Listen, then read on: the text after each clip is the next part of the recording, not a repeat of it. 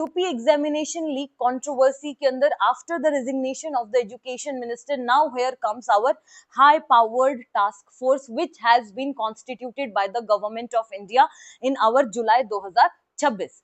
इसको चेयर कौन कर रहे हैं? It is being chaired by Nandan Nilekani, जो कि इससे पहले भी हाई कमिटीज को चेयर कर चुके हैं, including the committee on deepening of digital payments. अब बात करते हैं कि एजुकेशनल रिफॉर्म्स के अंदर जो ये एग्जामिनेशन लीक है, इसके अंदर क्या ये कोई पहली बार ऐसा हो रहा है? तो नहीं, पहली बार ऐसा नहीं हो रहा है। 2024 के अंदर भी नीट का पेपर लीक हुआ था, तब भी इसी तरह की एक बॉडी बनाई गई थी, दैट इज आवर के राधाकृष्णन कमेटी। अब इसका भी काम क्या था? रिफॉर्म्स को सजेस्ट करना, ताकि आगे चल के इस तरह से कोई भी पेपर लीक ना हो।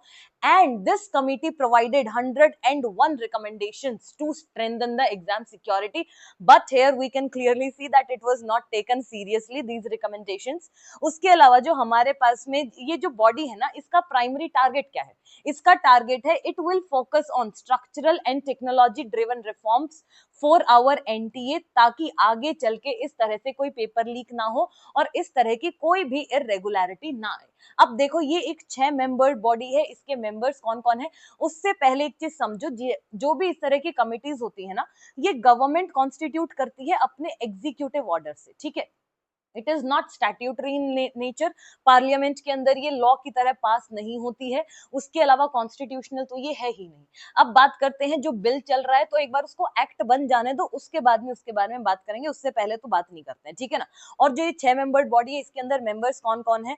नंदन Nilekani is your chairman, he has been the Infosys को founder as well as the former UIDAI chairman. Tapan Deka क्या है? फॉर्मर डायरेक्टर है इंटेलिजेंस ब्यूरो के। अनीता कारवाल क्या है? फॉर्मर यूनियन सेक्रेटरी है एजुकेशन के अंदर।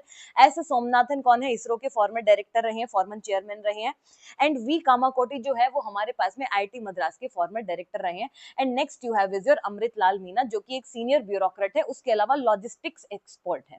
अब एक बात समझो, यहाँ पे एक लॉजिस्टिक एक्सपर्ट क्या कर रहा है? क्यों? क्योंकि जो एग्जामिनेशन होता है हमारे पास में, वो ऑफलाइन मोड में होता है, और जब हमारे पास में एग्जाम ऑफलाइन मोड के अंदर होता है, देन लॉजिस्टिक्स प्ले अ की रोल। तो अब बात करते हैं, देखते हैं क्या क्या रिकमेंडेशंस करेंगे, तो देखते हैं उसके बारे में। एग्जामिनेशन के अंदर कौन सी कमेटी है, कौन उसका हेड था, पूछ लेता है, तो उतना ही ध्यान रखना है, ठीक है।